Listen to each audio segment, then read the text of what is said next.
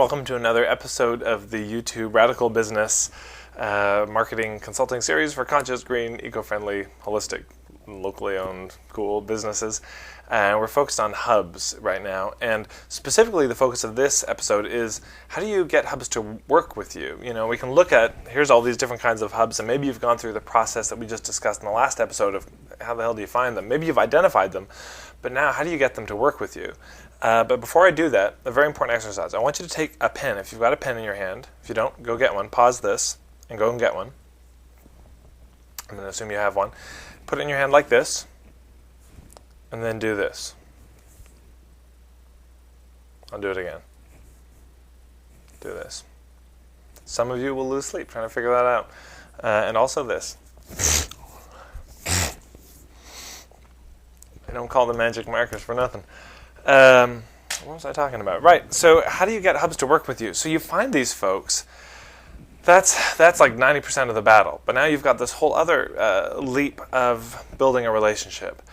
So what's really important is just some common sense in this.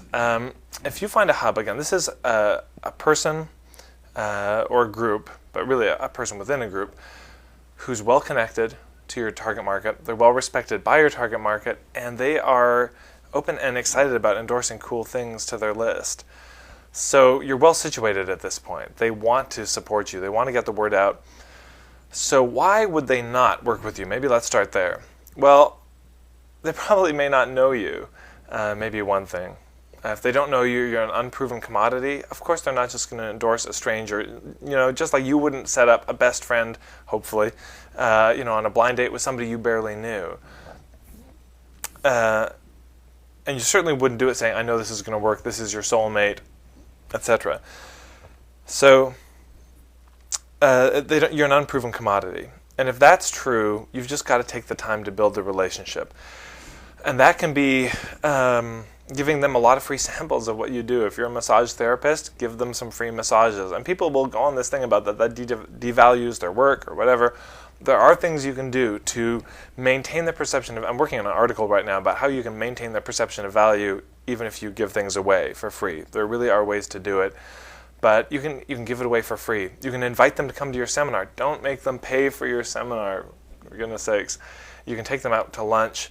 You can do a demonstration of what you do. The key thing is to make it so convenient and easy for them, especially if they don't know you. It may be money, giving them a split. You know, if they're going to endorse you and it's going to make you a lot of money, I just think the gracious thing to do is some financial compensation or thanks and just acknowledgement for the work they've done. Some people won't take it. Some people will say no. They just love you so much. They want to support you. That's great. But I think it's probably a gracious thing to do to at least make the offer. And another thing that reason they may not want to one of the reasons that people often want to help is they want to look like the hero. You know, they want to be the one who's bringing something really cool. And if they aren't sure about that, they're less likely to do it. But so basically the key is this.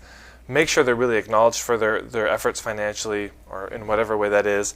Make it risk-free for them. Introduce them to what you're doing. Start building a relationship with them. And make it easy for them. This is so key. I know this all sounds so almost overly simplified, but you'd be surprised how few people do it. A friend of mine, Ashley Smith, who started something called Detox Hair Salon, was talking to me one time about how a woman had come in with some brochures for her business. And it was a complimentary kind of situation, but she hadn't brought a stand to put them in. And she's already got a lot of brochures, a lot of things she's introducing. And so it becomes tricky. It's like, well, where do I put these? And suddenly the burden's on her.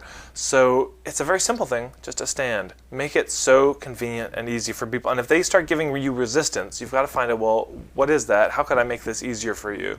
A guy, Stu McLaren, who's a great marketing consultant, he had a seminar, and he had a lot of marketing gurus speak at it, doing an hour or 2 hour long talk. And he wanted them to promote it, and he was kind of frustrated. Like, how do I get these people to promote it? Because they're so busy, they're always sending things to their list, and they guard their list jealously. They don't just send anything to their list. And he knew that one of the incentives would be if he could show them they could make money. But imagine this. You're a speaker. You speak at a lot of conferences, and he says, hey, can you send a big sort of sales letter promoting my event and asking people to come to it?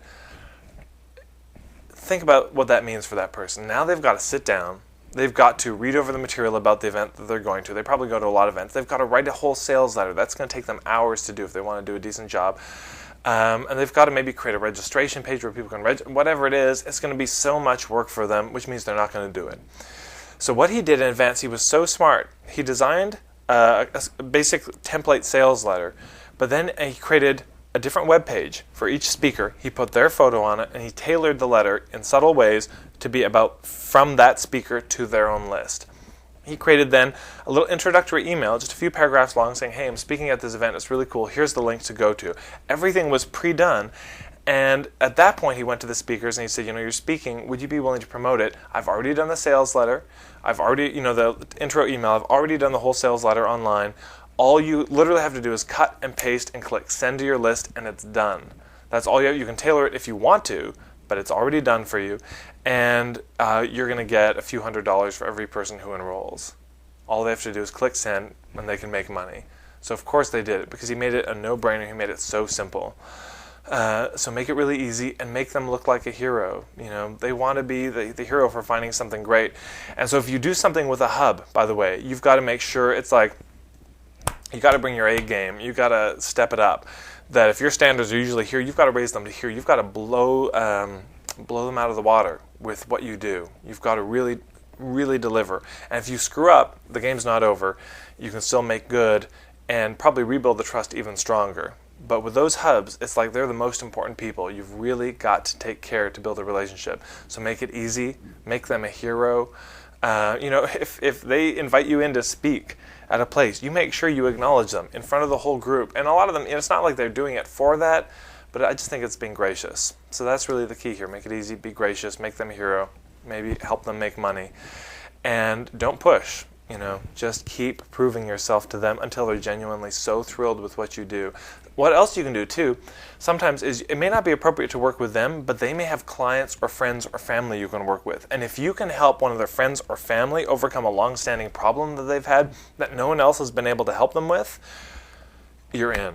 They're going to rave about you to everybody at that point. So those are some initial thoughts about how to start building the relationship with the hubs. And again, at the end of this video, there's a website you can go to download a whole PDF virtual workshop on the hubs. So thanks for watching.